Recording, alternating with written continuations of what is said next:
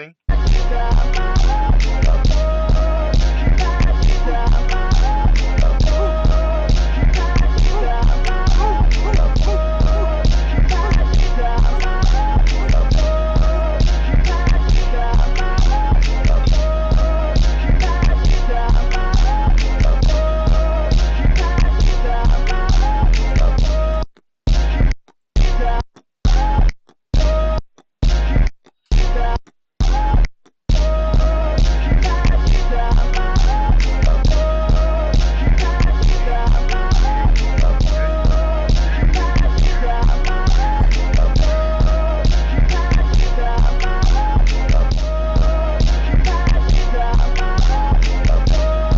What's good, Vegeta Code Geek? I see you got the blue streak. Oh, we got Gambler too. Welcome to the stream. Oh wait, hold on. I made this way too loud. My fault. I had to hear for myself. My fault, yeah.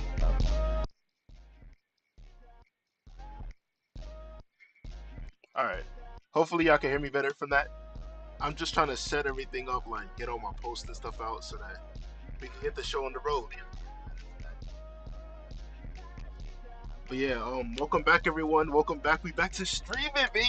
I know it's been a while since I streamed, but we back in business. Back to working. And you know, I thought why not instead of just streaming, me yapping and stuff like that, why don't I go out and support my fellow content creators, man? So what the hell? Okay, never mind. Something else happened.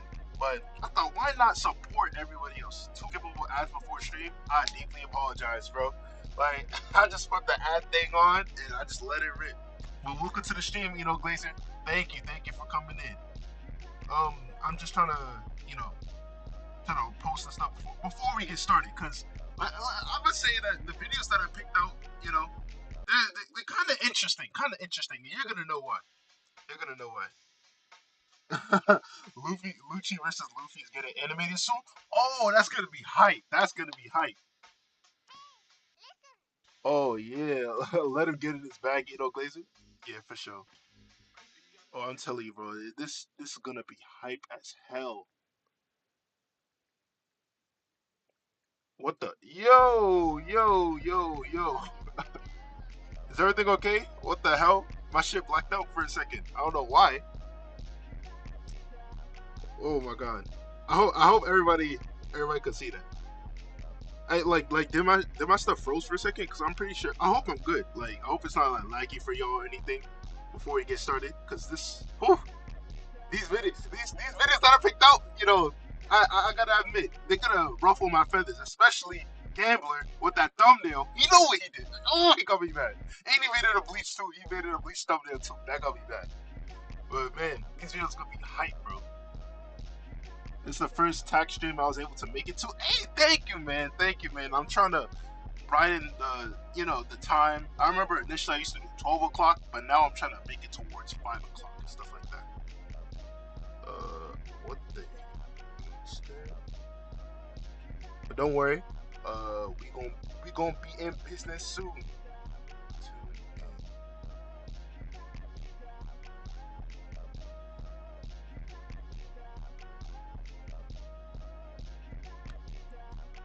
Okay. I think it's. Well, I mean, I probably should. Yeah. I'm gonna do that. I'm gonna post this on YouTube as well. To multiple.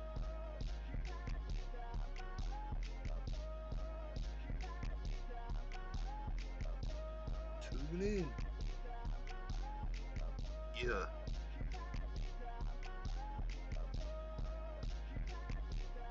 Okay. Whew, I got it in. Thumbnail Zoro cutting down law. Yep. I did not watch that video. The moment that I saw that, I was like, yep, I'm not watching this video until we get it done. So let me turn off the music real quick. That music was fire, low key. But yeah, let's get this show on the road. Let's get the show on the road. Yeah, hold on. Okay, Sanji versus H. I mean Sanji versus Ace. This is gonna be Sobakick's one first, cause low key, I haven't seen I haven't really supported Sobakick much on the channel, so I gotta do my boy right. I gotta do my boy right. So without a further ado, actually, let me do it. Not full screen, not full screen. Portuguese It's D. killing me. Ace, the son of Goldie Roger. Although he's a deceased donut who got put in a pack by the realest nigga in One Piece, he's still relevant in debates in the community to this day. He had multiple impressive performances that just left the community Oh, what's good, Prince wondering how Maniac? What's good, bro? strong this man would have been if he escaped Marineford alive. Well, today we will be matching him up against a character that has been the hottest topic in One Piece over the last week. Is current egghead Vince Smoke Sanji strong enough to manhandle the Pirate King's son? Let's find out. And before we get into this, I was seeing people talk about how, first of all, I don't think that Sabo should have the Flame Emperor title because Sanji has blue flames. How do we know that Sabo hasn't awakened the devil fruit yet? We can't just go off the fact that, oh yeah, this dude has regular flames. Like, oh yeah, Sanji's definitely stronger than bro. Like Sanji's performance, I'm not gonna lie, he hasn't been looking like a Flame Emperor in my opinion. In my opinion, he just looks like regular Sanji. Like I haven't seen much flame stuff out of him. If this was Wano, I would have said that. But in Egghead, I haven't really seen much, so I can't really call Sanji a Flame Emperor when he's barely even using flames. When he does use flames, it's just like his regular kicks but stronger. You know what I'm saying? Y'all feel me, chat? Y'all feel me? But yeah, let's get into it. Let's get into it.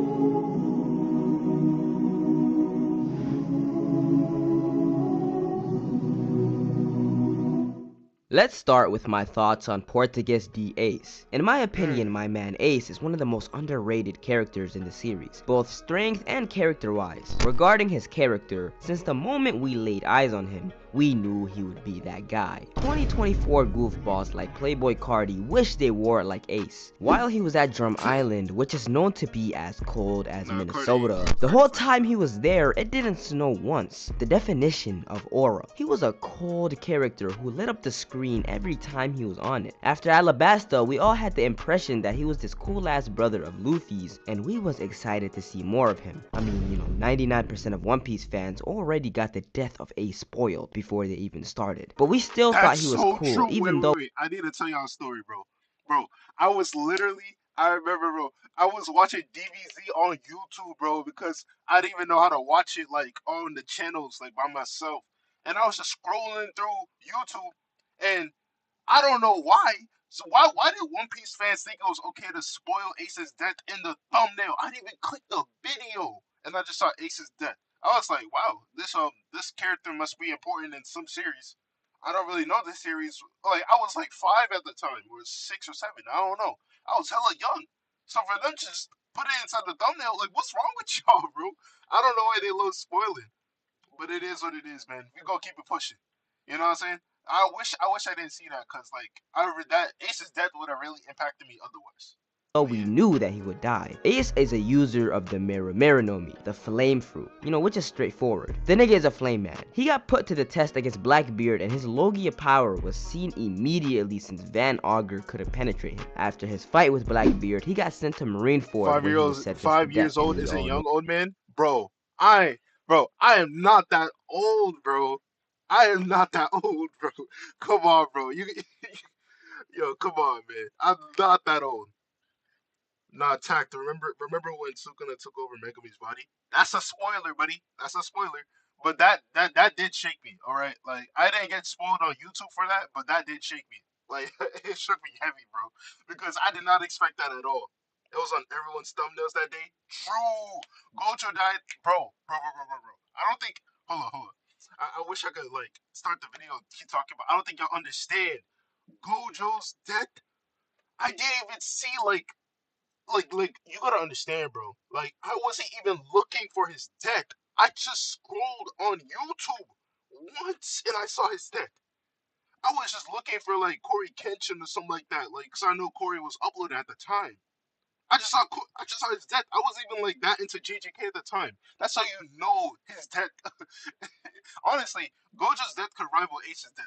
On Impact, Loki, I think it's on Ace's level because that was everywhere, man. Know the rest. First time I saw One Piece was Burning Blood. Oh, Burning Blood is that old? moments. I don't remember it's that old. My overall thoughts on him. You got spoiled by Instagram notes? Oh nah, that's crazy. Instagram notes is crazy. Nah, that's actually bonkers. Oh nah. Nah, I actually feel sorry for you, bro. Instagram notes? You just Nah, that's comedy, bro. I feel bad for you, bro.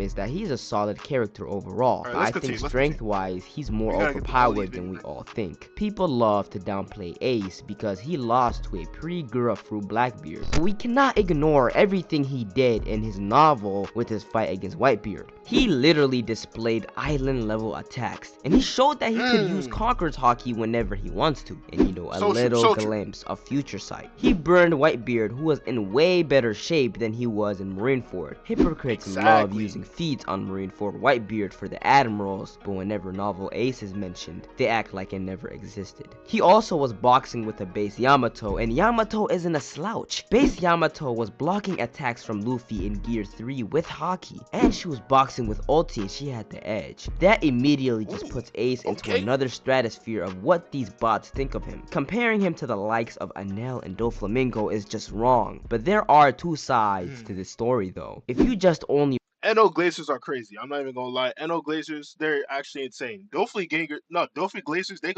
got like they're having 1-to-1 beef with OT Glazers, but NO Glazers out of this world. Out of this read the world. novel, Insane. you would think that Ace is literally a top 10 character in the show strength-wise because he went toe-to-toe with a Yonko at the time. But he does have a weakness. I did say he could use Conquerors and Observation Haki at will, and he did use both on Whitebeard, but that's just the most calm we've ever seen Ace been. Against Blackbeard, he was pissed. He's been looking for this guy for a long ass time because he wants to get a get back on Blackbeard for his homeboy Thatch. It was an on-site matchup. He threw all that hockey shit out the way, and that was easy to tell since Blackbeard nullified his devil fruit powers and just slammed this man. It made no sense for Ace to not use his quote-unquote future sight that he had, right? Which just proves that his battle IQ was not that good. To be a top tier, you have to have control of yourself throughout the whole fight, unless you know you're Luffy, but even he's learned that throughout the years. With Ace, that just doesn't exist. You seen Blackbeard? Future sight? Nah, f that. Conqueror's Haki? Hell nah. Island level attack? Let's go head to head, nigga. In Marineford, he did win a clash against Aokiji, which is very impressive. It seems that the more passionate he is, the harder his flame gets. And all around, now you understand why I say that Ace is a very underrated character. People take his feats out of context since, you know, he's a pack, but we tend to forget how much potential he had. So now let's get into the new and improved Egghead Vinsmoke Sanji. This one right here, man, knocks out 50% of the things that I just yapped about for Ace. Ace clashed with an admiral and won. Sanji clashed with an admiral and outright destroyed one of his attacks, leaving the said admiral in shambles. Similar to Ace, Sanji's flames get hotter as he gets stronger and more passionate about the fight. The stronger his Haki gets, the hotter the flames he can withstand. The more passionate he is for the fight, or you know, burning desire, the hotter his flame gets. We've seen that Ace lost to Akainu for the simple fact that he got outmatched elementally, and Blackbeard was talking shit to him. Hey, yo, chat, notice this? This same Ace, right, that got beat by this Blackbeard got one shot by Magellan. Think about that, chat. He got one shot by Magellan. The same Blackbeard, right? Come on now. You see the agenda pushes, all right? Like, if Magellan, like, went to not Hachinosu, Pirate Island instead of Law, you already know that Blackbeard will be in the pack right now. You know he ain't got no antidote. The only reason why he survived was because of Shiryu. Shiryu snake self. Looking like KD. Like, come on now. But if Magellan was there, we already know stuff would have been different. Yeah, y'all already know that, chat. Y'all already know.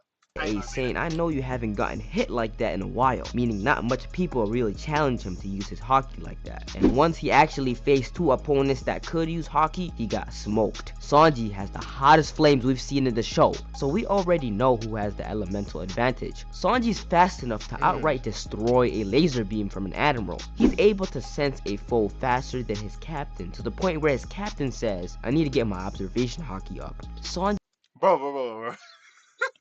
Sobakick, bro. This is Luffy walking up stairs, bro. This is Luffy thinking about fighting Kaido. He's not like there, bro. He's not there mentally. Come on, bro. Come on, bro. Come on, bro. I know like Sanji's like the observation hockey specialist, but he did that to get like stuck by like females. Like he got stuck by females and he started bleeding out of females. Like I love Sanji a lot, but like come on, bro. Come on, bro. Come on. You can't use this to up than Sanji's his agenda. Come captain, on, to the bro. point where his captain says, I need to get my observation hockey up. Magellan Sanji is has never located Admiral. I'm telling y'all, Magellan is that secret DLC Admiral. I'm telling you. Like, what other Admiral is one-shotting pre-Gore Whitebeard? I mean, not Whitebeard, Blackbeard. Come on now. Name one. I know you can't because nobody's one-shotting pre-Gore Blackbeard. I could say like probably Gear 5 Luffy right now because this dude has been just straight up like he hit Kizaru once and he was immobile, bro. He hit Kizaru once and he was immobile. So you know what I'm saying? And I was like, Magellan stocks are up. Restless Gamba says, "What are y'all on, bro? We on that Magellan hype train, that Magellan agenda, that sweet Magellan agenda. You know what's up."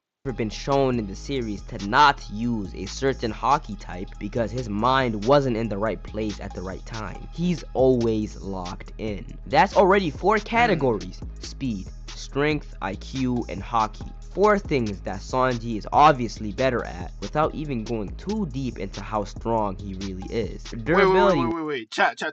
Y'all really think that pre-Gora Blackbeard is losing to Queen? Y'all think that pre-Gora Blackbeard is losing to Queen?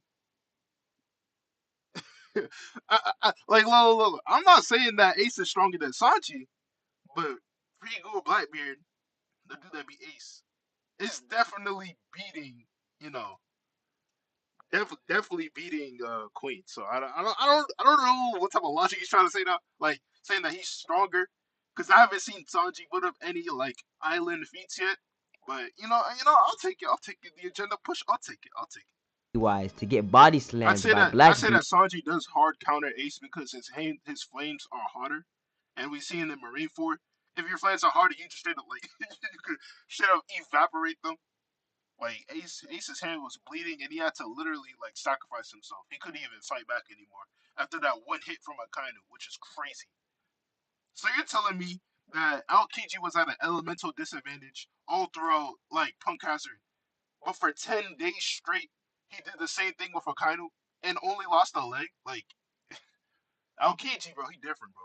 He's actually different, bro. And start bleeding like crazy, while Sanji could take a sword from a Yonko commander off guard. Another category that's just blatantly obvious. Hold up now. Now I'm getting mad, bro. Twitter was just roasting me Oh, scary! Shiver me timbers! Shut up, man!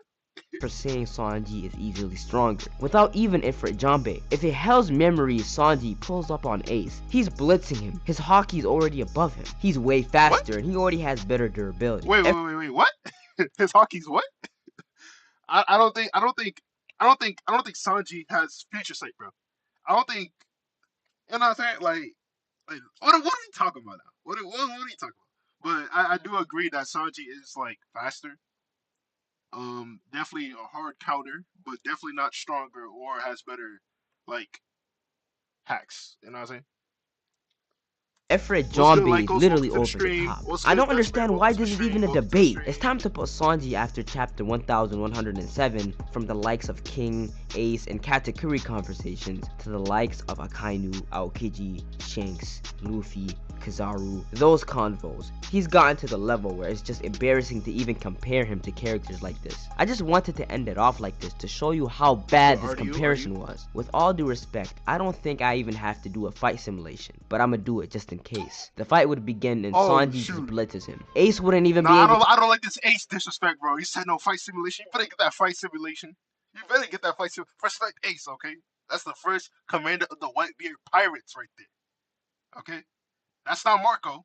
That's not Diamond Josie. That's Ace right there. You gotta put some respect on Ace, bro. I don't like this, bro. to react. He can't use any of his hockey because he's angry. Sanji does this 3 or 4 more times. No Ifrit Jambe, by the way. Ace tries to use his island level attack, but he can't land it because he can't locate Sanji. Here comes the Hell's Memory. He can't land it because he can't locate Sanji. Okay, that's funny.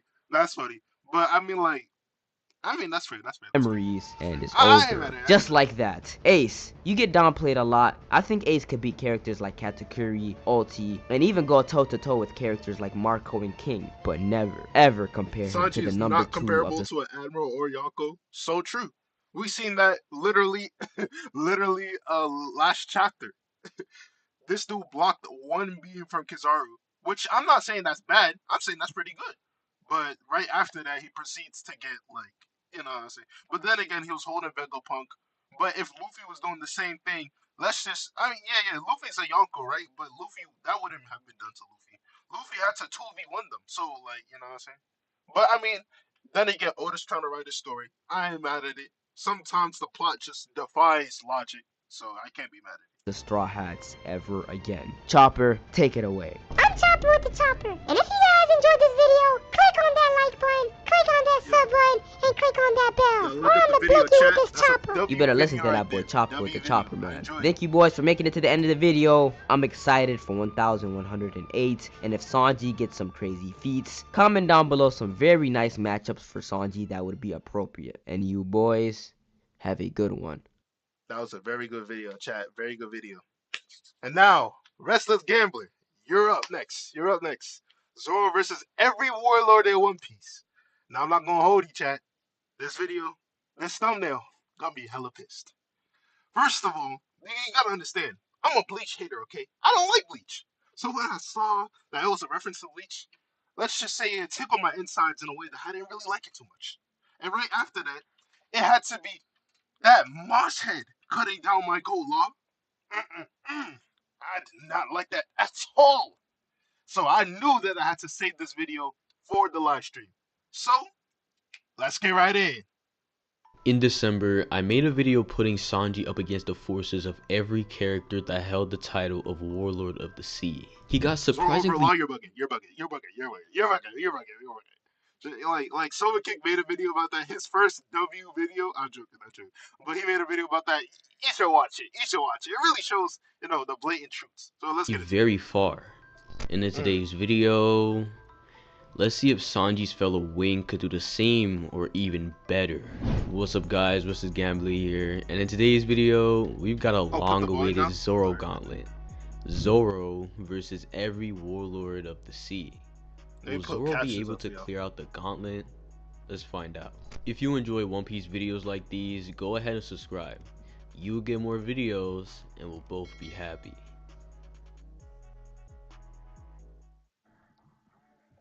Just like last time, the most productive course of action will be to start off explaining the rules for Zoro. The warlords in this battle will be set as a gauntlet for Zoro to see how far he can go before losing. Of course, we'll still put him up against each and every one, but that's just one metric we're tracking. Another thing is the difficulty of each fight regardless of if he wins or loses. The final thing to keep in mind is that the warlords will be ranked the same as they were the last time. I don't really think anything has changed the hierarchy of strength in the warlords, and recent events in the manga definitely did not. Okay, wait, hold on. High ground. I appreciate you coming in the stream and stuff like that, but like, I kind of watched this. I kind of want to watch this video spoiler free. So like, this next time, like, please don't spoil, cause like, kind of ruins the hype. You know what I'm saying? Like, I love talking to y'all, and so like, I can't really avoid the chat, but please don't spoil next time. Just saying. Just saying. With that being said, let's go over Zoro's strength to gauge the fighter we have in front of us today. Zoro was one of the strongest combatants to come out of Wano, and this definitely isn't an understatement. Before his power up against his main matchup, King, Zoro was still showing us feats to be reckoned with. In chapter 1001, we see Zoro hit Kaido for the first time, but it does no damage, so Zoro assumes he needs to let out more Haki for Enma to utilize. But even before that, we see Zoro's speed as he intercepts Big Mom's attack and slices it in half while it's in full motion to hit Luffy. Now, later that same chapter, Kaido declares— Spoiler alert for Goku over Zoro. Come on, bro. I can't lie. Oh my God, Jambe, don't get me pissed. Don't get me pissed right now, okay? Your boy Sanji gets mid-diff by law. Don't get me mad right now. Don't get me mad right now. Sukuna over Lami thinks Loki can, like, Sukuna even see Law. Like, the fight starts and like Law disappears. Like, unironically, like, I don't think Sukuna can perceive Law. But that's a topic for another day. Let's continue this video. There's Kid, You know what I'm Law, saying? and Luffy We gotta monsters get to in your their video own right, next, and Blzkn. people might use this to put a certain character or two above Zoro. This line of argument falls apart when you realize, again, Zoro wasn't utilizing Enma to the greatest of his ability. We see this firsthand when in literally the next chapter, Zoro using one sword style is able to force Kaido to dodge and have Big Mom crapping her pants. In the same sequence, we see Zoro take a lightning bolt from a Yonko and he gets up basically unfazed the next chapter. This alone would have sufficed for Zoro's overwhelming power, but no, there's more, and I mean a lot more. Zoro in the same Not chapter as about he you gets back discussing. up from Okay. Big Mom's attack is able to pick up Luffy and dodge Big Mom's attack that was aimed for Luffy. Yet another instance of him absolutely outpacing that bum ass Yonko. Later down the line, Zoro's actually able to hit Kaido and finally slashes through his scales, damaging him. Skip a couple chapters to chapter 1009 and then we see what is in my opinion the most insane defense feat I've ever seen. Kaido and Big Mom prepare to use a double ocean sovereignty to eliminate the forces in one go, and so everyone decides they need to dodge, but the sheer size of the ability was so insane that they wouldn't be able to dodge. Okay, I'm not gonna lie to you, chat. Law, like low key, like if he actually like believed in himself here, because right in this moment, he's right now playing support, right? He's trying to teleport everybody out. Zoro, all he thinks he's like a meathead, right? So all he thinks is like slashing and defending, right? So here, if it wasn't for Law, Zoro would have died. Y'all gotta remember that. So you gotta put some respect on Law. Law could have done that if not better. But we not gonna talk about that, right? We not gonna talk about that. So Zoro from out of nowhere steps in front of the attack and holds it off so the gang could get away. Of course, he doesn't completely nullify it and he eventually has to get teleported away by Law, but this feat by itself is insane. After defending against the attack, Zoro breaks about 30 bones and you would think, yeah, Zoro's done for the rooftop, but no he's not. Luffy got one shot by Kaido and Zoro is determined to hold. Wait, you said Law don't got it? Zoro beats Big Mom on his own? Huh?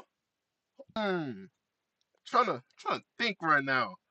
Zoro beats Big Mom. Couldn't like Zoro, I'm gonna be real. You really think Lucci is on Big Mom's level? Like real quick, Blzkn, like is Zoro on is Zoro on like Lucci's level? Like can we get him past Lucci first before we talk about Big Mom? That's all I'm gonna say, alright? Lucci ain't no Yonko. He ain't an admiral, alright? And he's definitely not on those tiers of power after getting two-shotted by Gear 5 Luffy. So let's chill with get into Big Mom. Let's focus on Lucci. Let's focus on Lucci. We gotta focus on Lucci. What the? Hold Kaido off until he gets up. So he uses Ashura to clash with and eventually outpace Kaido to fully scar him. This was an insane feat, but this still isn't the peak of his power because during his fight with King, he unlocks a haki that puts him in a tier with the very strongest.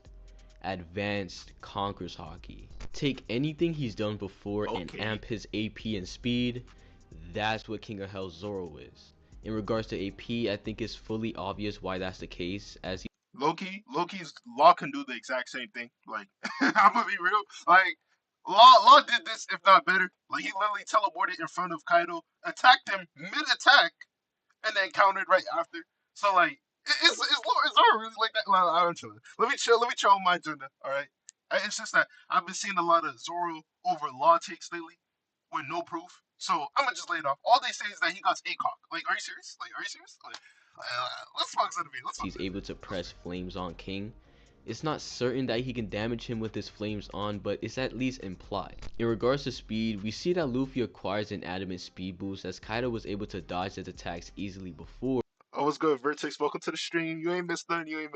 But gets pressed by Luffy actually, you upon missed the first unlocking video. this level of Sanji Haki. versus Ace. And so That was with a very all good that video. said, we've Thank you so much. established just how strong this beast is. And now it's time to enter the gauntlet and see how far the King of Hell can dominate. Law is the a league. sneak merchant. Law is a sneak.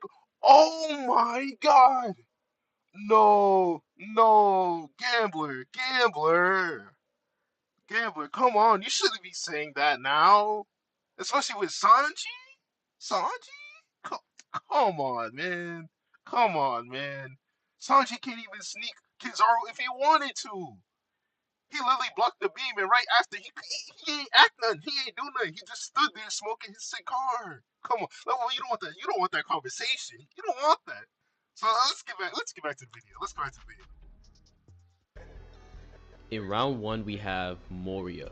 Now this guy is a very weird case because in his prime he's able to clash with the likes of a young Kaido, but then Kaido beats him and kills his entire crew. So the real question here is, did Prime Moria even scale to young Kaido? With the implications on the massacre, while it might have been assumed by outsiders, I don't think that was really the case. Regardless of that though, Moria has the King of Hell in front of him. Will he perform? No. What he performed?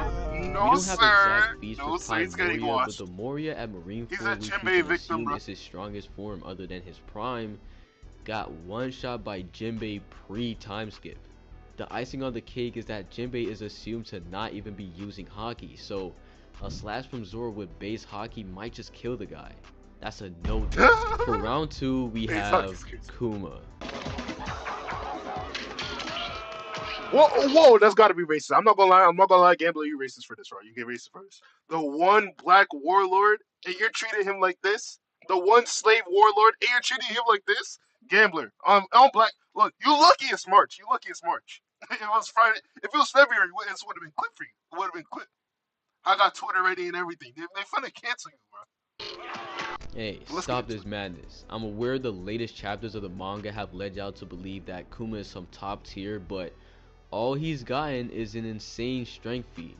The guy is slow as fuck. This attack was in motion for years until it hit Saturn, and hitting Saturn isn't really a feat. Even Frankie did it. However, despite all of this, Kuma's punches are definitely a force to be reckoned with, and don't forget his devil fruit that Zoro was dodging pre-time skip.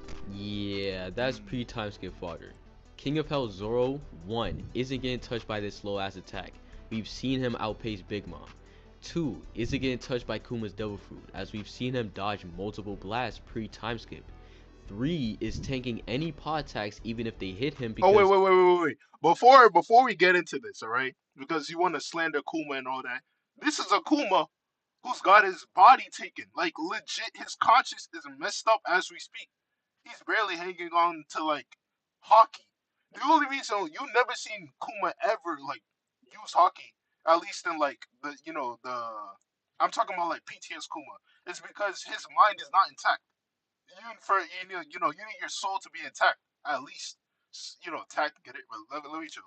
So that's the only reason why like Kuma's not been using hockey. So that punch could have been stronger if Kuma was in his prime. You gotta understand that. we've seen him tank multiple pre-time Awakened skips. law And speed 4 scaling is funny to say is the least. one-shotting that I piece mean, of metal. it's too good to be true. Like this dude can teleport, speed blitz Big Mom. Like, you know what I'm saying? All up to Kuma though. F's in the chat. I'm giving that a Like low. ability tax. So for Oh, this gambler, round, we've gambler, got both. gambler. I'm sorry, not gambler. My fault. Blzkn.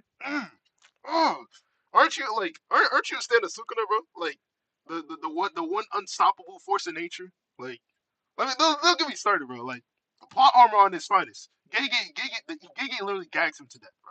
So that's not comparable. You can't say that Law has a likability tax. Gege loves Sukuna.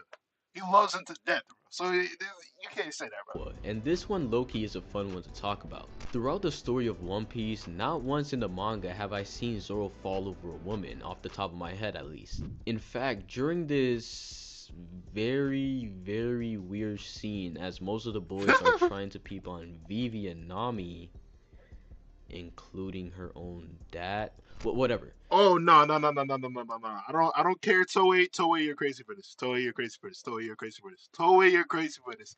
Alabama Toei. Oh, you're crazy for this. Zoro is like the only one not doing that. So it really begs the question, would Zoro get petrified if Boa hits him with Love Beam? He woke up sleeping next to Hiyori and he didn't even blush or anything, so— Oh no. Zoro's gay. I'm not even lying. Zoro's gay. Zoro's gay for this. No way. He saw Hiyori on him. And this dude didn't blush nothing. This dude just said, "Get off me." Oh yeah, Zoro's gay. Oh my god, he's gay.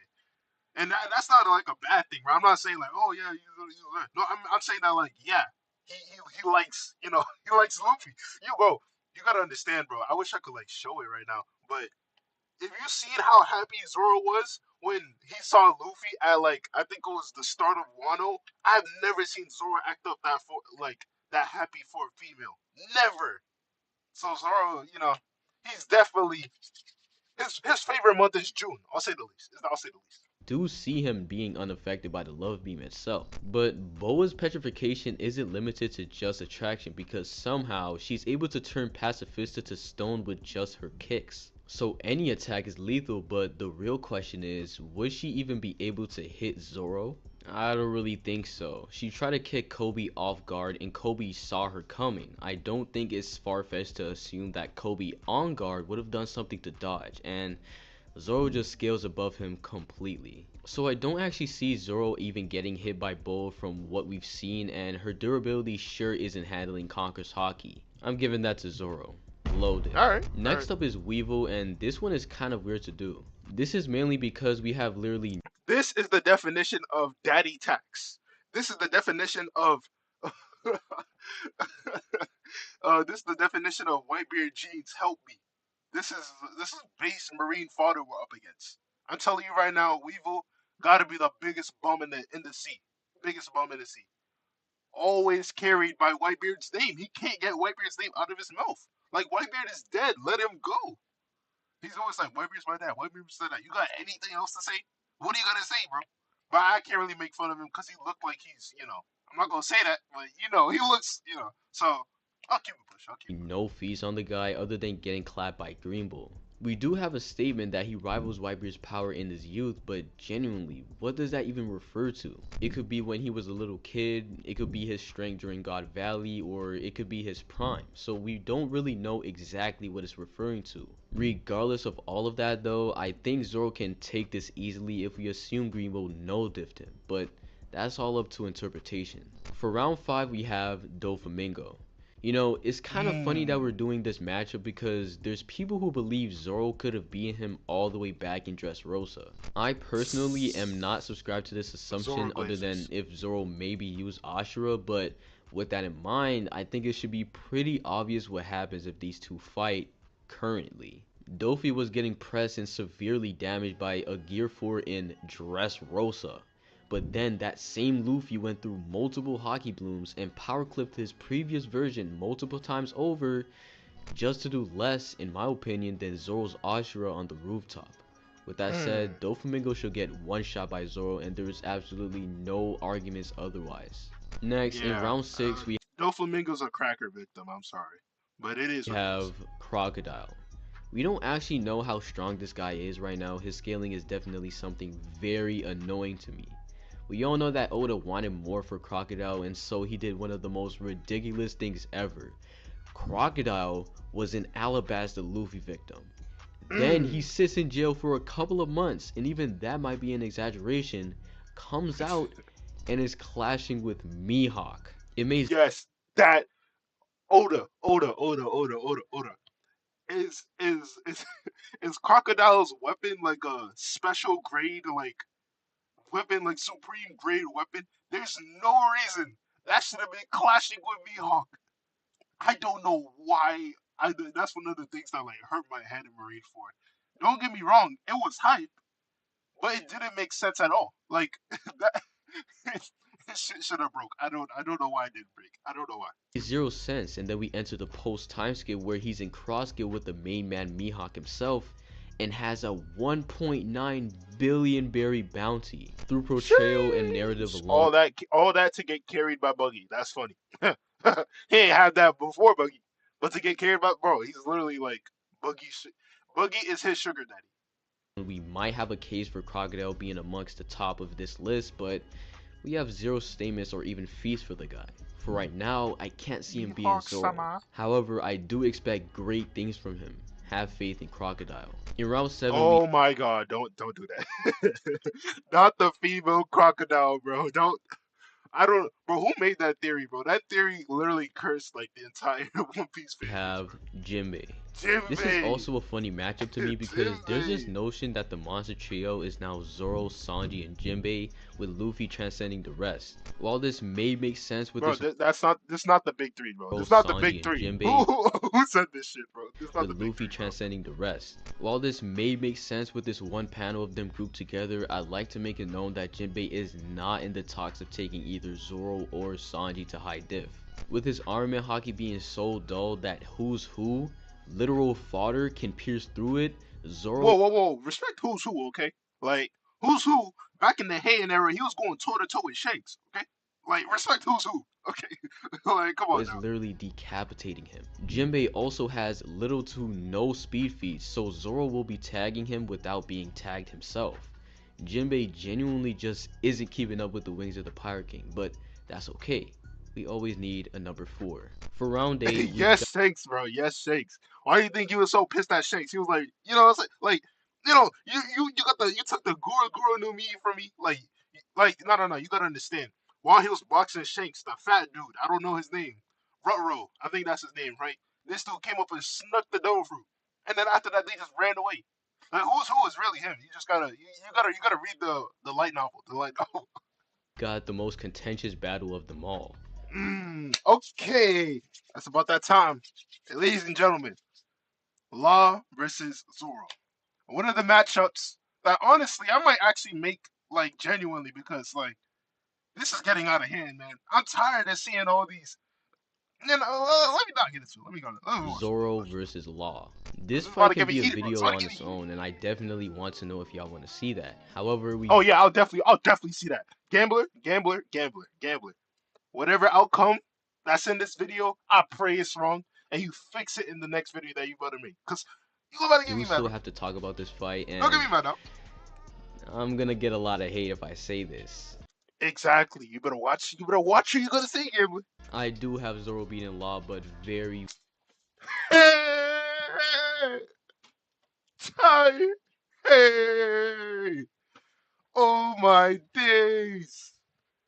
The only get a little gambling. The only reason why you said this is because if Zoro loses to Law, then Sanji loses to Law. I know your agenda. You're not slick. You're not slick. Oh my god, bro. Ooh. But nah, it's clip. It's clip now. It's clip now. It's clip very now. high div. Let While me Law see recent. Let definitely me see has recent. insane feats like clashing with the likes of Blackbeard and taking out Big Mom alongside Kid, Zoro has feats on par with that, to be honest. This What? clash What? Oh, what? Oh, what? What feats? Let me see the feats. Clashing with Lucci? and Alright, let me see. altercation alone is something we haven't even seen Law replicate. And look at the guy's reaction to Huh? it as well. He's f***ing shook. This is also a reaction to a guy who's crippled. Bro, bro. He's shook. He's shook because Zoro just took an attack that I'm pretty sure like 90% of the verse would die to. He just took an attack and was able to scar Kaido right after. He's not shook that Zoro was able to scar Kaido. He was shook because Zoro was able to actually cut bones in his body broken. As a doctor, he must have thought that was impossible. You understand what I'm saying? He's like Law is a doctor. Obviously, he's gonna be shocked. Oh my god. Let me just continue. Let me continue. This is some bullshit, bro. This is some bullshit. Doing It's this not even. This feat's not even better than what he did to Blackbeard or Big Bomb. So I don't even know what I don't know what you checked. before his power up, and guess what? Law has his awakening at this point. However, on the flip side of things, if Law can get a K-Room on Zoro, which he definitely can, Zoro will be taking damage. So this is why I think it's very, very high diff, but Zoro's attacks have way more lethality to it. That can go either way though, you can decide for yourself, but that's my take on the matter. Round 9 is the guy Law lost to. Now, this is definitely where I think Zoro stops. First of all, let's get it straight, okay? Law lost to Blackbeard and his crew. He got jumped by all of them, and Law's crew is kind of booty. I'm not gonna lie. They're kind of booty. But you know what I'm saying? Like comparing, saying that Law lost to Blackbeard is just indigenous. All right, we ain't seen the full fight. Blackbeard off screen the fight. We don't know what happened. So we can't truly say Blackbeard, really beat Law. Cause Blackbeard at any given occasion, He will jump. He will jump people. We seen that with Whitebeard. This dude almost lost. This dude with pre-Gore Blackbeard almost lost to old Whitebeard. And then you know what he had to resort to? Jumping. All his group jumping, jumping, jumping. So you know what I'm saying? I don't think it was a Blackbeard solo dolo win. You know what I'm saying? That's because, let's be real, this guy isn't Jump, this beating is so Blackbeard. nasty, bro. I will say though, I Am don't I wrong? Am I wrong? Am I doubt wrong? Zoro can get a Like, couple of hits on him and do a lot of damage, considering that's Blackbeard's whole thing. That black guy is always getting hit by stuff that other top tiers just wouldn't get hit by. Additionally, I don't like Blackbeard how you does said that, lose Black one guy. of his more potent weapons, the ability to negate devil fruits, because Zoro, as we know, just doesn't have one. And so the only use for the Yami Yami no Mi is to pull Zoro in, and even with that, Zoro has super lethal slashing attacks that he can let off just like Ace did. But Blackbeard's physical prowess and his access to the strongest devil fruit, the Quake fruit, will eventually lead to his victory in the end. And y'all gotta peep something, right? After Blackbeard hit Ace with that one attack to the neck, Ace thought that his neck was going to go flying off. The Ace that could contend with Marco, the same Marco that could contend with Sanji, said that his neck was gonna fly off of one Blackbeard attack. Therefore, Magellan stocks are in the top 25 Magellan. Yes, sir. Yes, sir. Let's continue. Let's continue. Off-screen hockey is an insane Anytime I thing. see it, I see In round Magellan 10, we've agenda. got the I see swordsman it. who I see sits it. at the In the very current top story, of the Magellan world, agenda. All the Dracula way. Mihawk.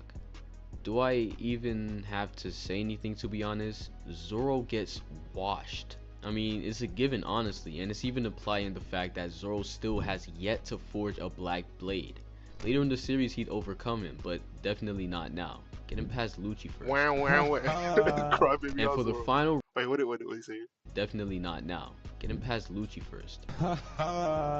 And for the final Exactly, bro. Like, let's get him as Lucci before we talk about Big Mom and all round that. of the gauntlet, we have Buggy.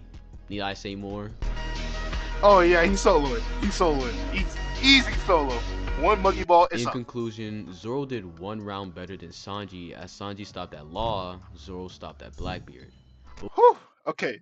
I don't like, Zoro beating Law, but I respect the video. Very What good do video. you guys think? I know Just you're like eager it to roast me because of Law versus Zoro, but hey, if Law goes against Ashura, you better start Gambler, praying you're for him. gonna take that? Anyways, if you enjoyed this video, go ahead Oh and my, bro, where you keep finding these nasty images of Messi, bro? Like, bro, Ronaldo's personally my GOAT, but don't do that, bro. Don't do that, bro. subscribe. And I'll catch y'all in the next one. Very good video. Very good video. Indeed, very good video. Blzkn, you're up next. Did Megumi fumble the bag? Now, this is a topic amongst JJK. You know what I'm saying? YouTube did take away ad blockers, so no more. We gotta watch all the ads now. But before we start, this is one topic that a lot of JJK fans had on for a while now. And like, bro, like I don't understand how people can say that Megumi actually fumbled the bag. Are you gonna have to? No, don't leave, Blzkn. Don't leave. But yeah, I actually want you to stay, bro. I want you to stay. I don't understand how people say that Megumi fumbled the bag. This dude is 15 years old, bro. This dude is 15 years old. He lost his sister. He lost his sensei. He lost his best friend. He's losing constantly people left and right. And people want him to lock it. Last time I checked, Megumi was, I'm not going to say the word, but like, he's always summoning Maharaga because clearly he doesn't want to live. So, I don't understand where this notion came that like Megumi was some type of like unshakable soul.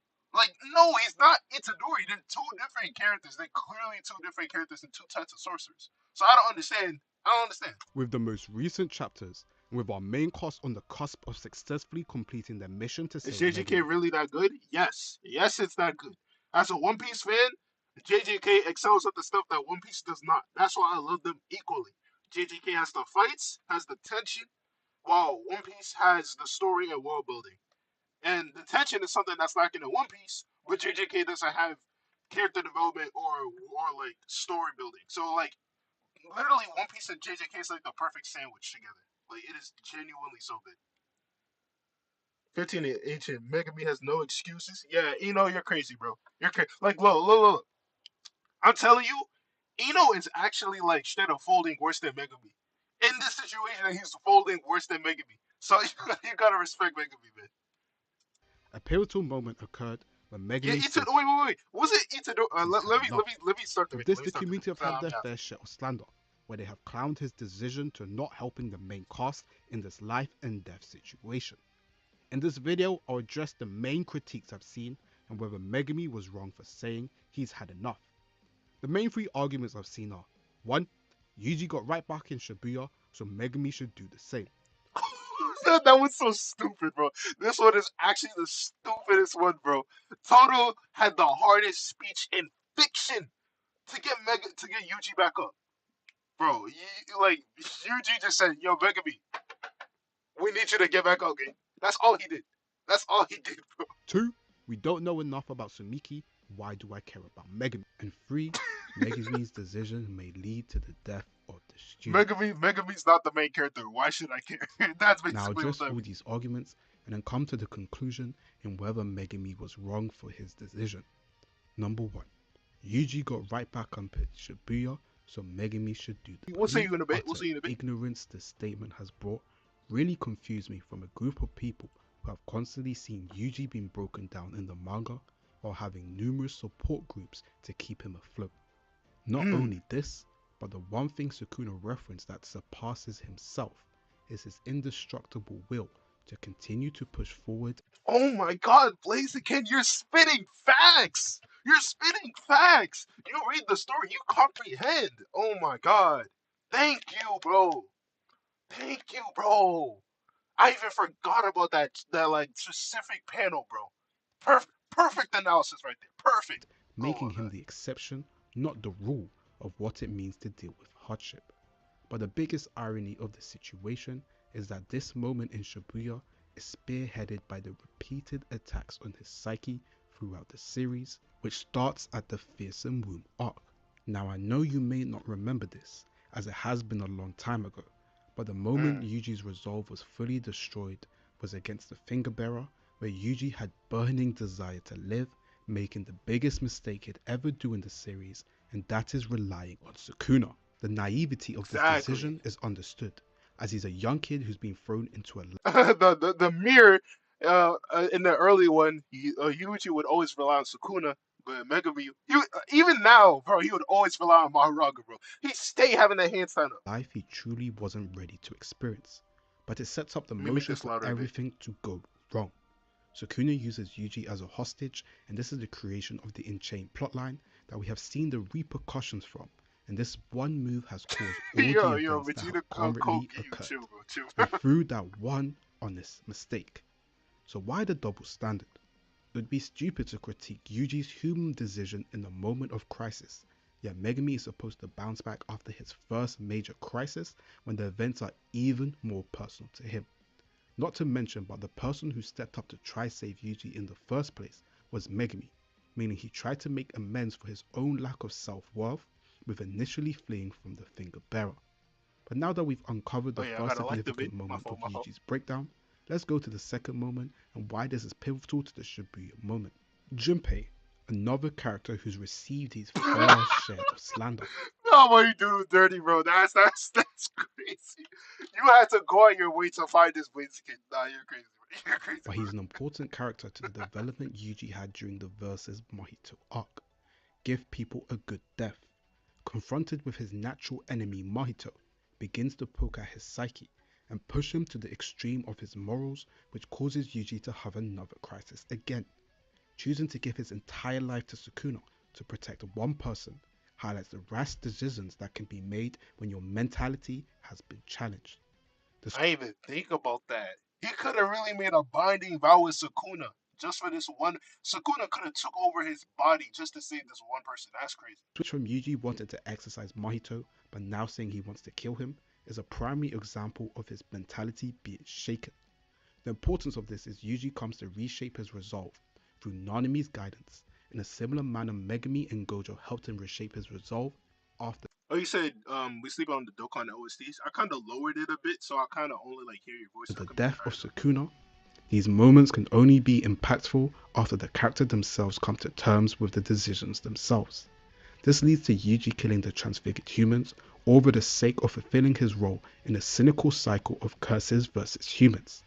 Now we flash forward to Shibuya, post the loss to Choso, Sukuna's rampage, and the death of his mentor and friend Nobara, and Yuji is once again broken. We see Yuji give up, and thanks to Todo's speech to reaffirm his resolve, we see the impact it has on his character. As the entire fight with Mahito, Yuji's coming to terms with him being just like Mahito. Exactly. Like, it's like people watch this series with their eyes closed. There's no reason that you watch Shibuya throughout its entirety. Saw the same, if not worse, happen to Megami. And you're gonna sit there and tell me, oh, Megami should have gone back right up. You told me, yo. I'm not even gonna But argue. what's the Not even gonna difference in engage. these Not even gonna situations and Megami? One, Yuji has someone to support him and come to terms with his decision, and the constant trauma is then fully highlighted later in his clash with Higuruma. But Yuji also has the luxury of being the primary focus of the arc, which allows the events to flow quicker. In comparison, Megami's entire conflict has been mainly through subtext, and the theme of karma playing an integral role in his character and the self-doubt he's had in himself, which also contributed to his current situation. But Megami is one, not had the same luxury of a primary focus on his character, as well as been sunk in evil and been on his own for a month. I'm telling you, like Megami, bro, like his whole demeanor, like people really said that he's really just Sasuke. That's like a surface level. Really, this dude is just full of tragedy. Like Nobody there's to like support. nothing good about Megami. I'm saying this like, no, I'm not talking about his character's bad. I mean like his life. Like there's literally nothing good about Megami. I'm sorry. Him. I Watch his wish there body was kill something his good to say sister about and Megami's life. kill Oh, our Mobile first games ad. are That's going crazy. big with We did Google not have Play a single Games. ad. Build your deck and his benefactor, which has contributed to his will being broken. So how are these events even remotely similar when the payoff to these events reside in different aspects, and Yuji has had multiple support groups to help him come to terms with his own resolve? Exactly, you got that MC tax right Do there. people want characters to be the same, that they react to every situation similar? Or is agenda so strong that we can't engage in any genuine discussions about characters without understanding why they react in that certain way? Who's to say that someone you won't save will kill someone in the future? Megami's arc is resolved on karma and a selfish mentality to save those he thinks are worthy.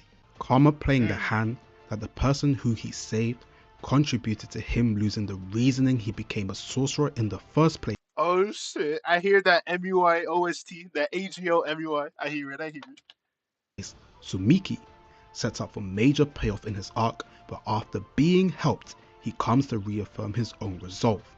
It also plays on that karma theme as well, with him saving both Hana and Yuji, who could be the two most important people in actually helping to save Megami himself. So the entire premise of Yuji did this, Megami should do that, without taking into account how different their stories are, doesn't make sense to me, and is a disservice to the character arcs Gege is creating for these two people. Blzkn spitting on a spiritual level. You know what I'm saying? Conclusion, Call me Mahito. argument 1 I cannot agree with, as it lacks all nuance and to restrict development of plot lines that has been set up from origin of obedience and the fearsome womb arc. It would be very inconsistent in Gege's writing. 2. We don't know enough about Sumiki for me to care about Megami. This one is a lot more interesting and really boils down to subjective opinion. But since this is me addressing arguments, I'll offer my perspective on the matter and compare it to another character in the series. Every bit of detail we get from Sumiki is through the perspective of Megami, or through a flashback which is Megami centric. This is very intentional and continues to be a tragic story within his character arc, but also replicates something similar in the Zenin clan, and the theme of loss is very prevalent. We've seen that with Maki and Mai, Toji in self-affirmation, and even Naoya in reaching the heights that he believes he can. All of this is very prevalent within. Yo. Can we get like a El Naoya in the chat? No, like I know he hasn't really like done anything in this video, but like genuinely just a El Naoya. the Zenith clan, That's and all it's I had to also say. shown That's all I through had to say. Megami as well. But with not diving in too much, before that we know from Sumiki is that she serves as a moral compass for Megami to what should be a good person. Even the panel choices showing grey when Megami thinks about Sumiki shows how her standards contradicts to Megami's ideal and what is right, and why the narrative constantly punishes him on not sticking true to his nature. What do I mean by the panel color? Beautiful King Naoya. Oh, you and Andrew Tate. That's what you say. You and Andrew Tate. Like, brother, what's that? What's that, brother?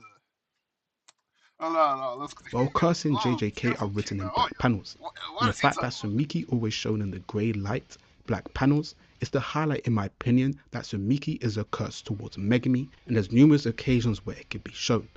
In the Culling games when he went to kill Remy, Sumiki is a limiting factor for him and restricts him being true to his own nature, in which he without question removes someone who isn't aligned with his morals. Megami is a character whose highlight is his IQ, and did not make the connection that Sumiki ingesting a cursed object would result in a reincarnated player because of his care for his sister. I love this. I love this. A character can be so smart, but once it involves their family, it's their IQ is blind. Their intelligence is blind. I love that Gege did that. I love that Gege did that because it actually makes Megumi a character. I'm tired of people always being like, "Oh, Megami loses."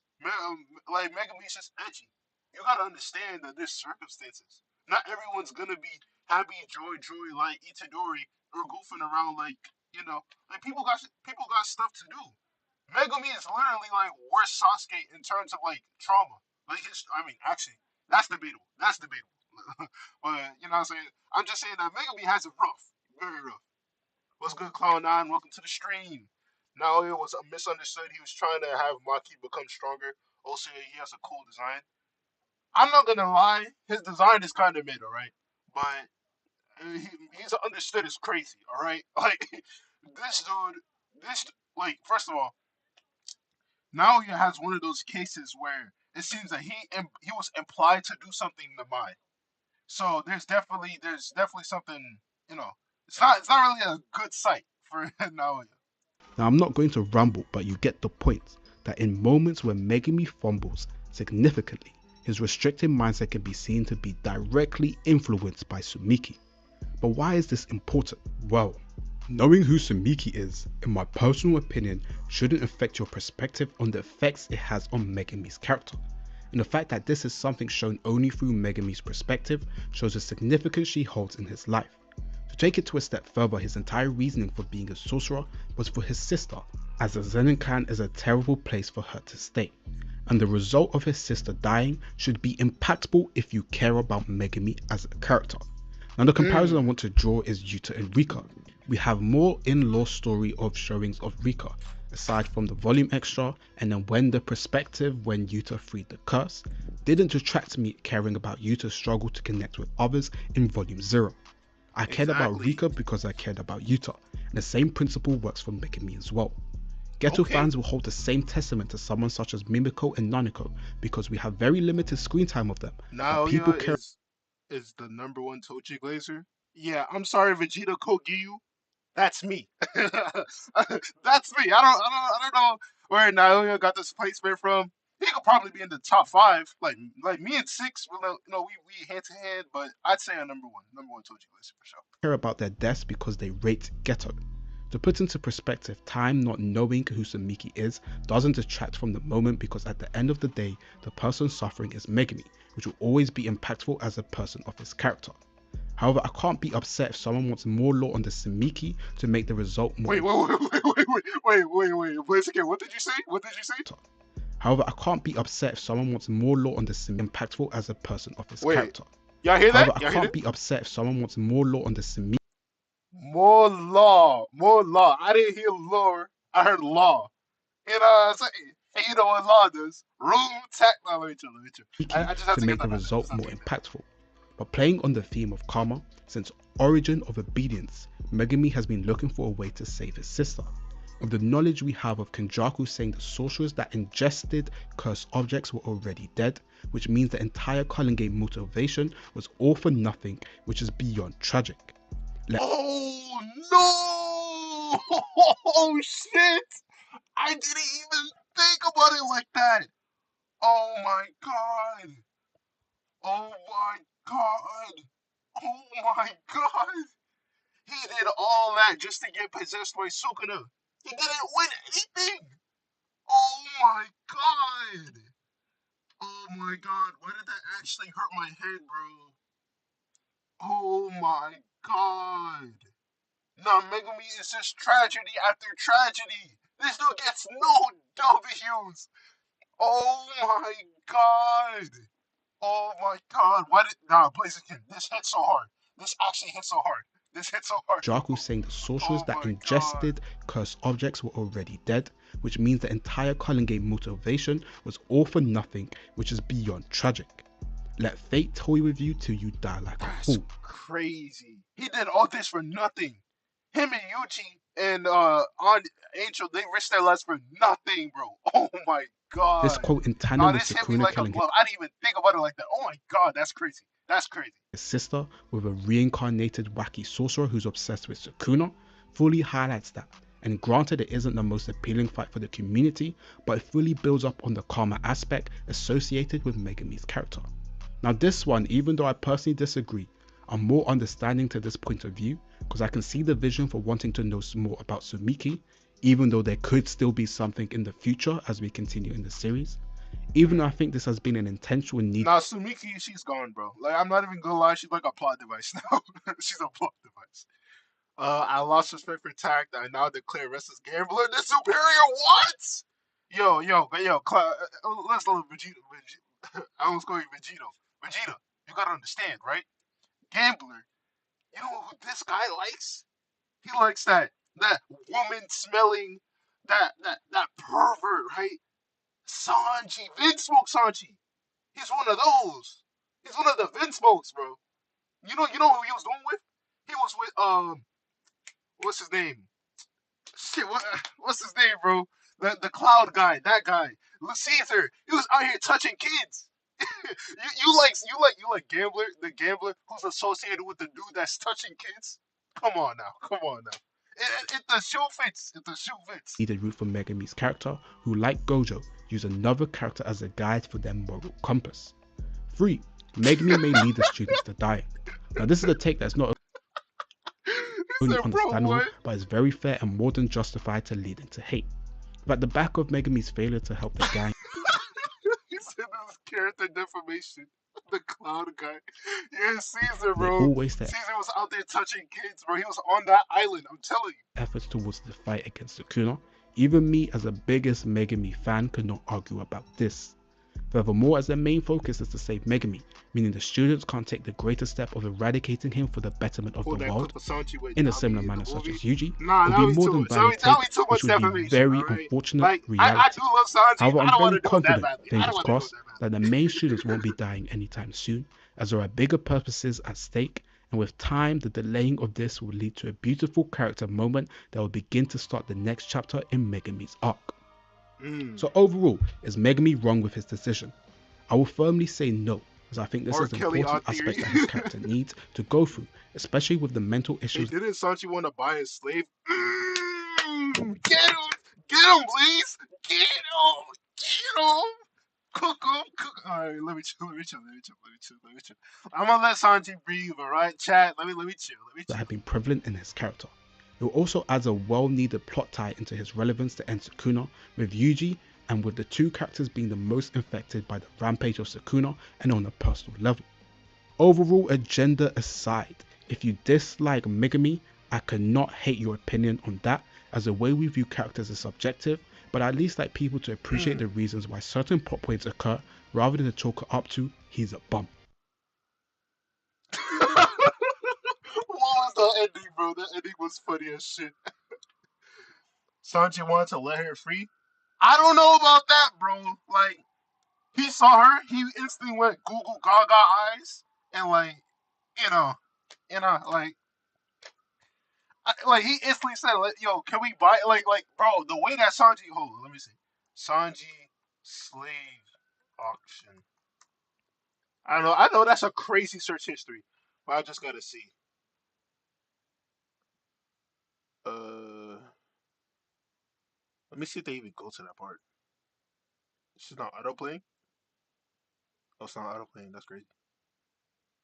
Okay, I don't know why it's not autoplay. But either way, he did do that shit. So Gambler did ask if we could react to his if Gojo and Sukuna like Gojo and Sukuna but without Maharaga video. This is gonna be screenshots without context. Don't do that, bro. No, no, bro. Yo, bro. You're gonna get me on Twitter, bro. Drama alert's gonna be on my ass, bro. All right. Gojo. I watched this video. Damn. But we can watch it again. We can run it back up. We can run it back up. Hey, thank you all 12 of y'all for being in the stream, man. It's been really consistent, and I really enjoy. Oh, look, that's my stream. That's my stream. Hey, Gojo versus Sukuna, the battle between the strongest sorcerer of today versus the strongest sorcerer in history. This was one of, if not the most talked about fight in 2023, and with it, it met its end with our glorious blue-eyed king facing defeat at the hands of Sukuna. I'm telling y'all, man, when I saw this, like waking up, I don't even know, like Wednesday, Tuesday, Thursday, whatever day it was, it literally broke me. Like I felt like Mahito's soul transfigured my soul, bro. This shit broke me, bro. Because bro, Gege, I'm not even gonna lie, Gege's actually a criminal, bro.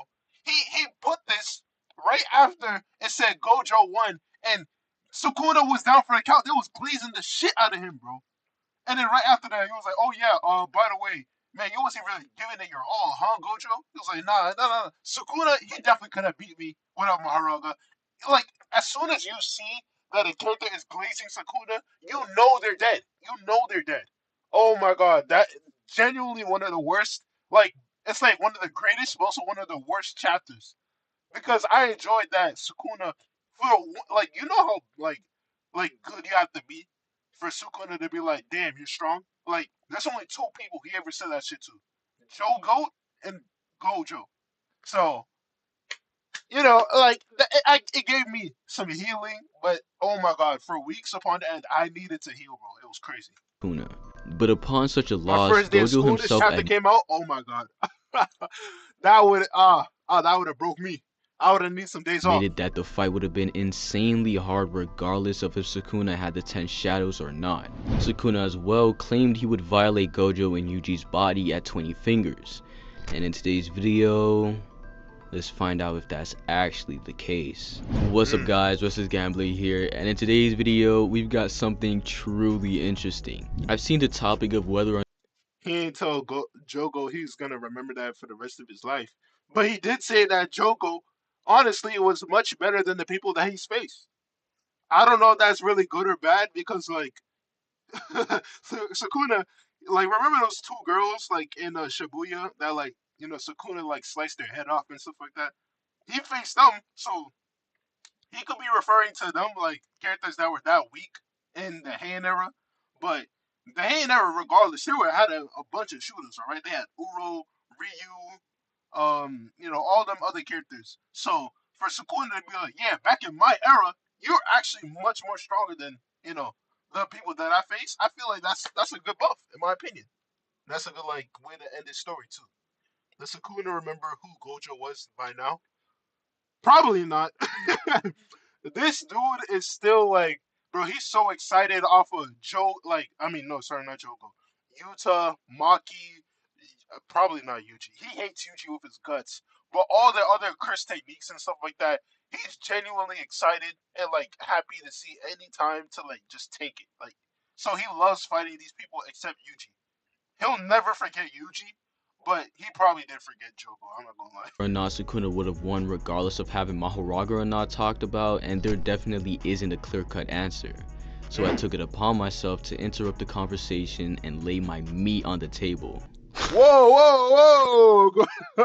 Gambler, what's this about, bro? Like, it ain't June yet. I'm joking. Anyways, if you Later enjoy on me. JJK videos like these, go ahead and subscribe. You'll get more videos and it's a win-win for both of us. Sheesh. I want you Hit to that like imagine button, something chat. real quick. Imagine you wake up in the morning, brush your teeth, wash your Mm. face, and you're about to put on an outfit for the day. But you look at your Simona. closet and find out you have zero drip. So you Oh, go this a ad. Yo, look. I'm gonna bring it to the end. Wait, yeah. Make sure to use Restless Gambler 10 and also Takt 10 to get 10% off your order. You feel me? W plug, W plug. versus I'm not gonna Sakuna. say the site because I'm pretty sure if I do, then I have to like say I was paper rolled by YouTube. But you can see on my latest videos what site it is. Split it up into two parts. The first part, being the shortest of the two, is Gojo versus Sukuna with only their innate techniques, Infinity versus Shrine. But the second part of the fight is Gojo versus Sukuna and Ten Shadow. Man, I ain't using that shit. Mods, hit him with a domain expansion. No, I'm joking. I'm joking. But hey, I'm not saying that you have to. I'm just saying like, if you want some drip, you feel me? I can help you out. I can help you out. Of course, Sukuna only uses 2 or 3 Shikigami, but this is what we have to keep in mind for our hypothetical today. Now, before we do anything, I want to make something clear here. What Gojo said is completely right. No matter if Sukuna had 10 shadows or not, this would be an extreme diff either way. That's okay. Extreme Depth is crazy. It would have been damn close even if he didn't. Okay. I was about to say if he won, because in my opinion, Gojo would have won. But we're gonna see in this video. We're gonna see. So I don't want to hear any Gojo mid diffs or Sukuna mid diffs in the comments. It's just not true. So now Okay. let's talk about how Sukuna ultimately Thank you for clearing that up. Thank you. won in the actual fight. Both Gojo and Sukuna are unable to use their domain expansions, so the second part of the fight is basically a countdown to Sukuna adapting to Gojo's Infinity. On Gojo's side, he's trying to violate him before he can do that because, as the spectator said already, if Sukuna ever gets something to counter Infinity, Gojo would lose. In the process, however, Gojo has to fight not only Sukuna but Mahoraga and later Agito. Even though Gojo dominates the 3v1 he was in and ultimately leaves Sukuna heavily damaged, Oh my god, the slander when this image came out was crazy. You had to be there, bro. You had to be there, bro. You had to be there. You just had to, bro. Like, I know, like, people say that for, like, YouTube stuff, but you genuinely had to be there. This shit, oh, being a Sukuna fan, bro, you couldn't. You just couldn't. It was just constant slander left and right. Sukuna still brings out the dub, killing Gojo, who has his cursed energy ramped up from the black This stupid demonetization flashes. But how exactly does Sukuna pull this off? Enter Strong Cleave. In chapter 234, Strong we see Cleave. Gojo having a 1v2 against Mahoraga and Agito. As Gojo is punching and analyzing what's going on, he realizes that he really just needs to destroy Agito so Sukuna can't heal. As Gojo thinks about this, Sukuna in the shadows gives Mahoraga a pep talk, telling him to show him what he's got. As soon as he says this, Mahoraga cuts Gojo's arm Nah, that's funny. Yo, show me what you got, big bro. off with a slashing attack, one that looks exactly like Cleave. Everyone is shook by this, but the reaction of Sukuna You said Kusakabe and Ino versus Agito? That is the nastiest setup I've seen in my life, bro. Like, let's be real. Ino alone solos Agito. Like, Agito is that trash. And I'm not saying that to downplay Ino, because Ino's the shiesty sorcerer. So you gotta put respect on Ino's name. But Agito, bro, they don't belong. They don't belong with the big boys. We been know that. is the one you want to pay attention to, because he sees this and just says, "Lovely." At the time, we looked past it, saying that's just him reacting to Gojo's arm being cut, but that just wasn't the case. Fast forward to chapter 235 and 236, where we actually get to see Sukuna get hit with Hollow Purple, annihilating Mahoraga and leaving Sukuna incredibly damaged. But in the next chapter, we enter a place that would represent the afterlife for Gojo, and we find out that he's been killed. What he's saying is that as Gojo keeps using Infinity on Sukuna or Mahoraga, the adaptation to it gets faster, and even before fully adapting to Bro, we gotta give props to like the Mappa employees because genuinely, this was beautiful, bro. This was so beautiful, bro. So beautiful. it, if they're Like exposed to the same this fight, every single fight in this season was beautiful. Maybe except like Maki, Nobito, and that other dude, Yuji's mentor versus that fish guy. Jinbei or something. Like that fight was kind of mid, but besides that, the whole season was amazing, bro. Same phenomenon multiple times. In this case, again, Infinity, the adaptation will continue on and on. The first time we see Mahoraga adapt to Infinity and hit Gojo through it was in chapter 232. The matter in which Mahoraga hit him was to change the essence of his own cursed energy to nullify Infinity. This was something Sukuna couldn't do, and so he waited a little more and made Gojo continue using Limitless as to adapt more. And then boom, the second time arises, Sukuna saw it and was fascinated. What he did was expand the target of Cleave to the space Gojo exists in, the world itself. And so Sukuna took that and used it in the heat of battle for the first time ever. Nigga said Jinbei, bro. Nobody knows his name. Let's be real. Like that dude is just like a victim to everybody. Nobody knows his name. I would just keep calling it Jinbei. I don't know his name. Oh, wait. That sounds kind of racist. Let me chill. But nobody knows his name. Like I know Jogo, Mahito, Hanami. I don't know that fish dude's name. Like Jinbei or some shit. I don't Ending know. the strongest sorcerer.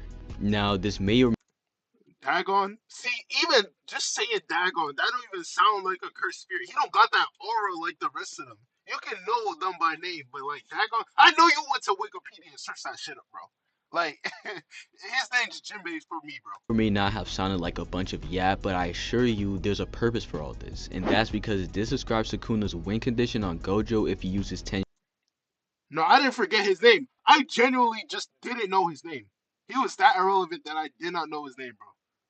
I'm sorry, like if I forgot, that means I knew his name. You're implying that I knew his name. I never knew his name. I just called him Fish Guy, bro. He was never special grade. Honestly, he lied on the fact. Here's a fact.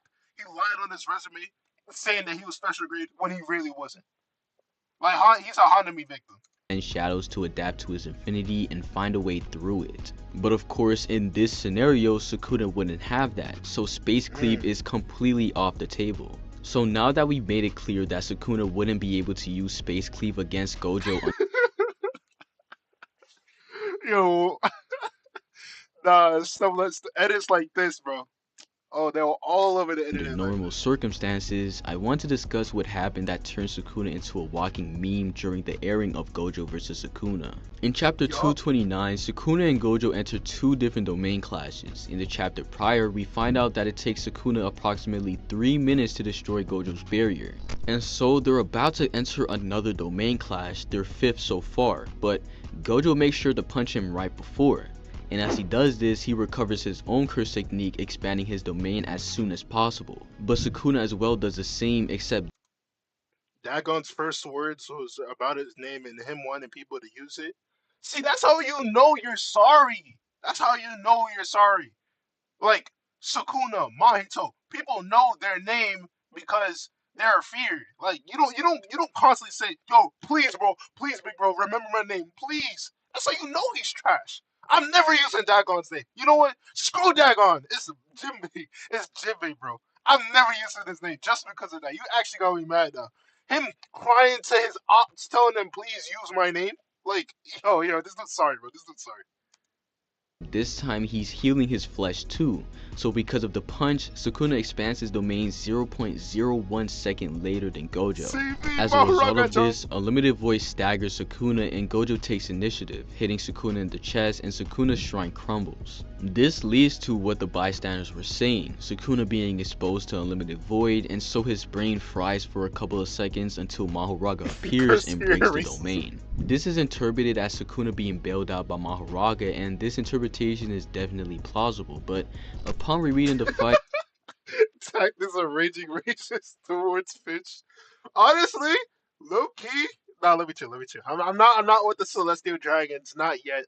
But you know what I'm saying? It's just Dagon. Like, I don't even want to use his name because it don't even sound right. Like, he's Jinbei. Like, I'm sorry. Like, let's be real. They're actually just like one and the same. Like, let's be real. I found out something really interesting. In chapter 230, it's actually explicitly stated what happens when Sukuna and Gojo's domain clash. In Gojo's domain, the sure hit is everywhere, but for Sukuna during this fight, his sure hit covered everywhere except himself. The emphasis Yo, on this music during is this bopping. fight Hold and on. himself Is is this that because new cool Sukuna's choice? overall goal was to adapt to Unlimited Void. This is supported by the fact that Sukuna knows that Gojo can't use his domain anymore and tells him that he'll just kill him right there and then. Now, what is the significance of this? Well, in the same statement, it's emphasized that Sukuna took on the burden of Gojo's domain expansion 5 times, but if you remember, he actually took it 6 times. This means this statement is referring to the 5 times Sukuna intended to take Unlimited Void via disabling his sure hit on himself. The 6th time, aka the one where bro gets his brain fried, isn't taken into account because his domain expansion isn't there. And so I bring this up because this tells us if Sukuna's plan isn't to just adapt to Unlimited Void, he wouldn't exclude himself from negating Gojo's sure hit. This instance being part of the statement implies that if he had included himself, he wouldn't have taken on the burden of adapting, or in other words, he wouldn't have gotten hit by Unlimited Void. In regards to the 0. So basically, what you're trying to tell me is, if Sukuna didn't have Maharaga to, body body all of the Unlimited Void, Sukuna thinks that he would have actually like tanked Unlimited Void like face first. Yeah, that's not happening. That's not happening, buddy. Last time I checked, you're not Jogo, all right? Jogo, he's on like a different level of like special grade, so that's why he's able to take it. But I'm sorry, Sukuna, you're not on his level. So you see, like in the early like chapters of JJK, Jogo was able to take Jogo Jogo was able to take a limited void, right? And he took it straight to the face, and he was able to talk afterwards. Sukuna can't do the same. He had to give that all to Megami. You know, give 80% of his suffering to Megami. That's not what you said. All right, let me go back. Let me go back. Hopefully, I'm not interpreting Part of the statement implies that if he had included himself, he wouldn't have taken on the burden of adapting, or in other words, he wouldn't have gotten hit by Unlimited Void. In regards to the 0.01 second delay between I don't know, man. I feel like that's what you said. I feel like that's what you said, Loki. You could type what you said in the chat because I feel like that's exactly what you said. At least that's how I'm interpreting it. I could be interpreting it wrong, Loki. But just let me know, cause like Loki, that's exactly what I'm hearing right here. exclude himself You know from what I'm saying? negating Gojo's sure hit. This instance being part of the statement implies that if he had included himself I said he's going to cancel out Unlimited Void on himself, meaning it wouldn't hit him at all. Let me Gojo's sure pause this hit. real quick. This is to Unlimited Oh, so like Void. wait, This up let me read. fried isn't Nah, taken don't say into it. Something account because his stupid. domain expansion isn't there. And so I bring this up because this tells us if Sukuna's plan isn't to just adapt to Unlimited Void, he wouldn't exclude himself from negating Gojo's sure hit.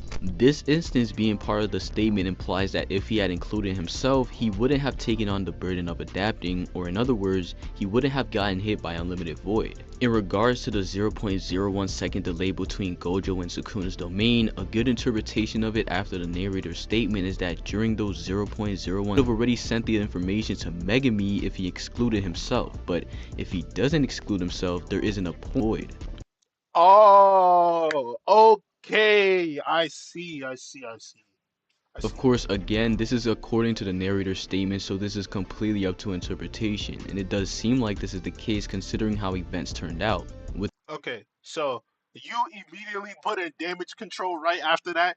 Just shows that my glorious blue-eyed king Gojo actually just, he could definitely hit Sukuna with a limited void. You know what I'm saying? Because if you truly meant what you said, you would have put that right after. So Gojo definitely still stands a great chance against that fraud Mickey Mouse. But that in let's mind, continue. however, this doesn't completely negate the fact that Sukuna isn't able to keep up in hand-to-hand combat with Gojo. We see in literally every domain clash they have that Gojo violates Sukuna when they're fighting. In the first domain clash, while Gojo is using reverse curse technique, using simple domain, and trying to escape the range of shrine, was still able to dominate Sukuna in hand-to-hand combat to a certain extent. And this is repeated over. No, I'll put damage control because of the comments. So you're getting checked by the comments? Me personally, gambler, I wouldn't take that. I wouldn't take that. You know what I'm saying? I would stand 10 toes down. 10 toes down. over and over and over again.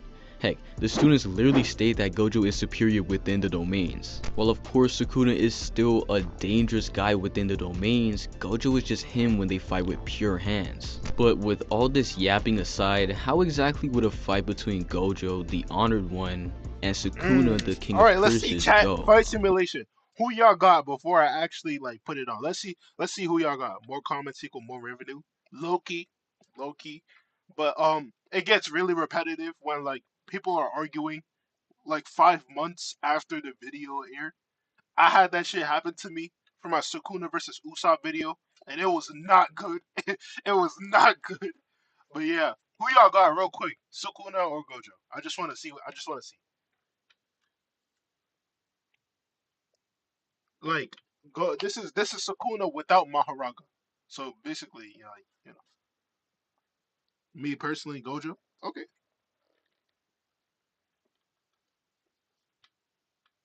What y'all think, chat? What y'all think, real quick? Hakari. Oh my God, Hakari.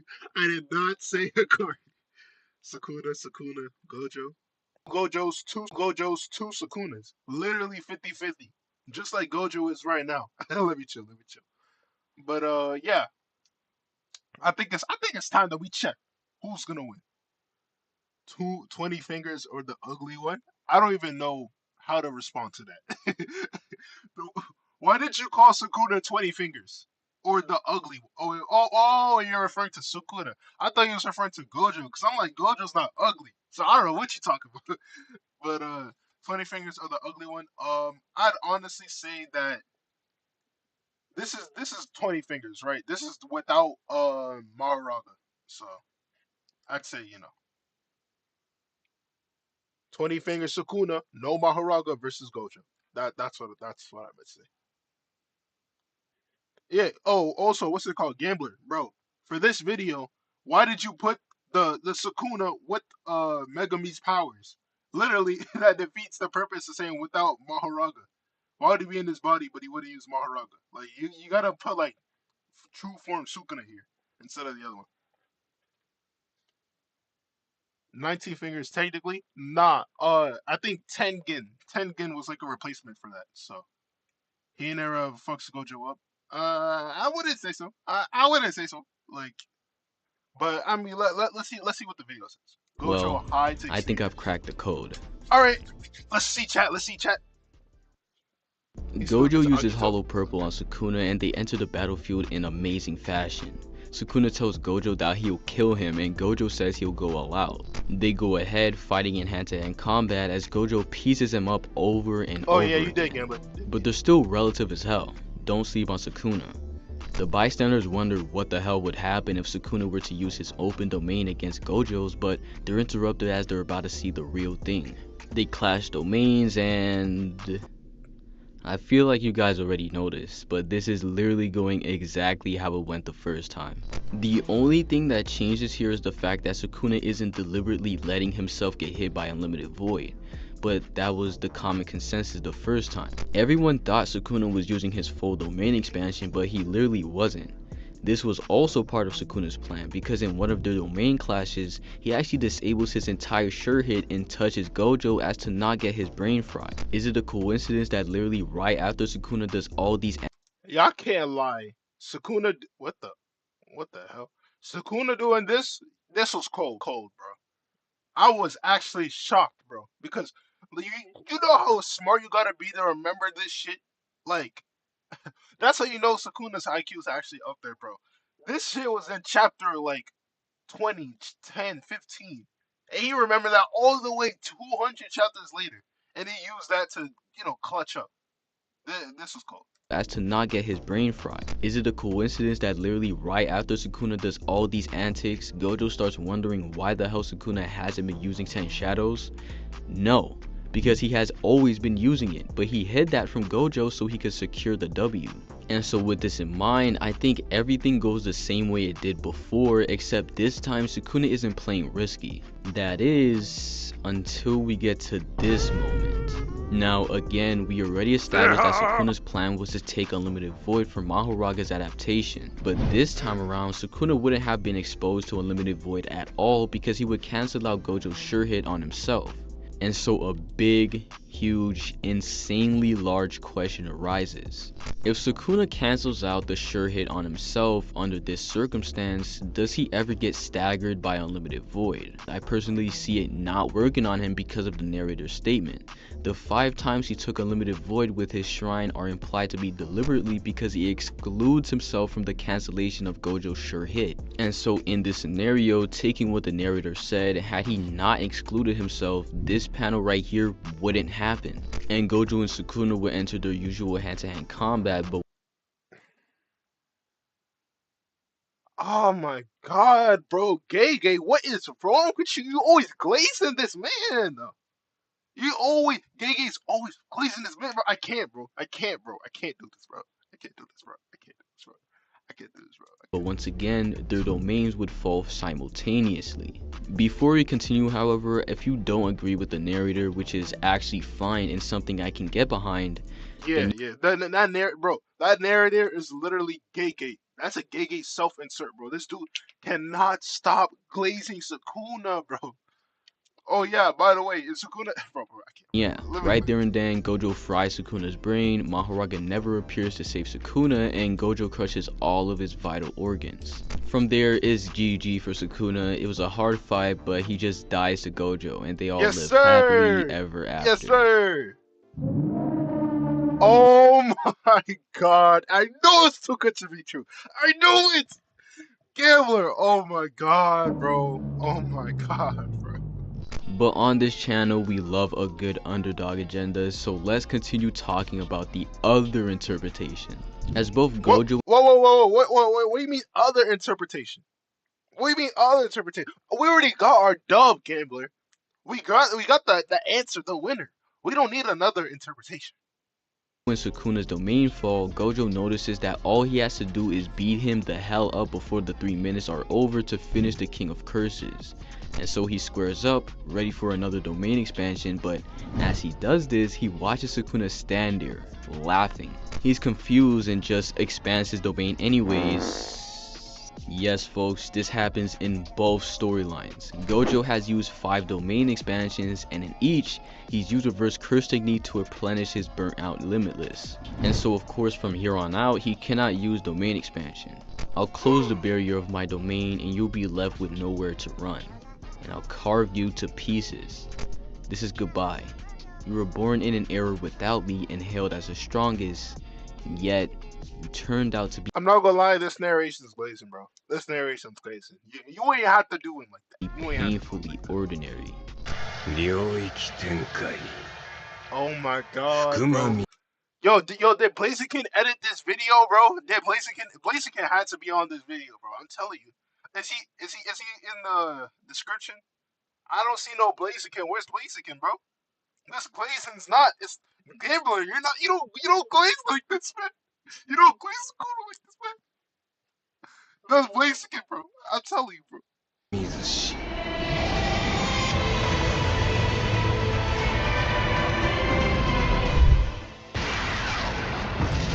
Cat, y'all know this is cap, alright? Y'all know this is cap. Y'all know this. Yeah, so Sukuna wins. Argue in the comments about it, but hey, my agenda comes first. But I see what you did there. Argue in the comments. Let's see how much comments. 2,000 comments. I see what you did there. what do you guys think? Again, argue in the comments about it, but be respectful, man. This is Agenda Kaizen after all. Anyways, do make sure to subscribe. And I'll catch y'all in the next one. Oh man, that was amazing. Amazing videos left to right, man. Genuinely. Whew, that was genuinely amazing, I gotta say. Cause like, I'm telling you, bro, like genuinely, whew. But I gotta say, first of all, let me go back to the playlist. Where's the playlist? It's supposed to say live stream or something. I don't know. I don't know why the playlist is not there. But man, I'm telling you, bro, those Sobakick, Restless Gambler, Blzkn, I'm telling y'all, make sure to go sub up, like, comment, do all that. Generally those videos were amazing, man. I really enjoyed each and every one of them. And also, bro, by the way, this is not gonna be the only stream. Like the only stream I'm gonna be doing these guys. I'm gonna try to help anyone out. Anyone that's like if I see a fellow YouTuber, like a fellow friend, fellow upcoming YouTuber, I'll gladly watch your video and react to it. You know what I'm saying? We all deserve to thrive. We all deserve to get love, and me getting up was all because of y'all. So if you support me and you hear from my content and you here enjoying yourself, I'll gladly help you if you are a content creator after all. But genuinely, thank y'all so much for coming into today's stream, man. I had a blast, me personally, and it was so fun, honestly. But if you guys want to see more streams like this, if you haven't already, make sure to like the video, subscribe if you're new, comment. I mean, this a live video, so you don't really gotta comment.